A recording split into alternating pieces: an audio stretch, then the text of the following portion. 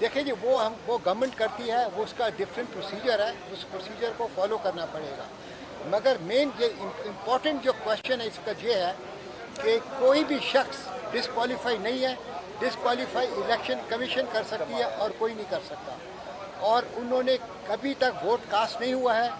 जब तक vote cast ना हो जाए आप किसी पर तोहमत नहीं लगा सकते कि इन्होंने पार्टी डिसिप्लिन को तोड़ा है। और किसी भी पीटीआई के एमएलएस ने ये नहीं कहा कि हमने पार्टी को छोड़ा है। पार्टी को भी उन्होंने किसी के, मैंने कम से कम कोई मीडिया के अंदर ऐसा कोई बयान किसी का भी नहीं पढ़ा कि उन्होंने कहा हमने पार्टी को छोड़ दिया है। तो मैं समझता हूँ कि ये खाली हरबे हैं, ये मैलाफाइड इंटेंट है और एक कॉन्स्टिट्यूशनल प्रोसेस को डीरेल करने की कोशिश की जा रही है थ्रू पॉलिटिकल प्रोसेस।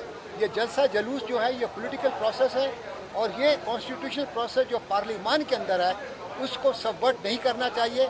और हुकूमत वक्त को आइन और कानून के नीचे और स्पीकर साहब को ख़ास तौर पर आइन और कानून के नीचे सेशन को बुला के 14 दिन के अंदर अंदर बुलाएं और 7 दिन और होते हैं, उन 7 दिन के अंदर वोट ऑफ नो कॉन्फिडेंस पर वोटिंग करा लें।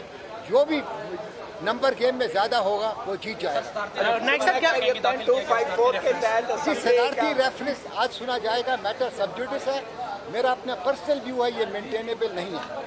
उसका रीज़न ये है कि इलेक्शन कमीशन जब डिक्लेयर करता है, किसी को डिसक्वालीफाई करता है, उसकी अपील सुप्रीम कोर्ट में आती है। कॉन्स्टिट्यूशनल अपील को आप थ्रू द रेफरेंस ख़त्म नहीं कर सकते। हर इंडिविजुअल का राइट है, अगर किसी को डिसक्वालीफाई किया जाता है आर्टिकल 63A के नीचे, स्पीकर के पास ये पावर नहीं है। ये खाली पावर जो है इलेक्शन कमीशन के पास है। और इलेक्शन कमीशन अगर किसी को डिसक्वालीफाई करता है तो उसकी अपील जाती है सुप्रीम कोर्ट को। इस चीज़ को मद्देनज़र रखते हुए मैं समझता हूँ कि ये आर्टिकल 186 का जो रेफरेंस है ये कानून और आइन के नीचे मेंटेनेबल नहीं है। साहब ये बताएं कि इलेक्शन कमीशन डी सीट करता है या डिसक्वालिफिकेशन, इसमें डिसक्वालीफाई करता है। तो जब डिसक्वालीफाई देखें ना, डी सीटिंग का नोटिफिकेशन जो होता है वो secretariat of the parliament issue करता है on the basis of the when a person is disqualified. अच्छा नाइक साहब, 254 के तहत असेंबली अगर किसी मुद्दत को फॉलो नहीं कर सकती, आइन में जो मुद्दत दी गई है 254 के तहत, तो वो इक़दाम गैर आइनी नहीं होता। स्पीकर भी यही कह रहे हैं कि मुद्दत जो है वो बाइंडिंग नहीं है 14 दिनों की या 7 दिनों की। ये वो बाइंडिंग है, एक स्पेसिफिक प्रोविजन है। General provision can not override a specific provision. जो आर्टिकल 254 है वो तो अगर कोई काम ना हो तो उसका सहारा लिया जा सकता है। अभी तो ये काम हुआ ही नहीं है, मुद्दत पूरी हुई नहीं है, तो इस 254 का कैसे सहारा लिया जा सकता है?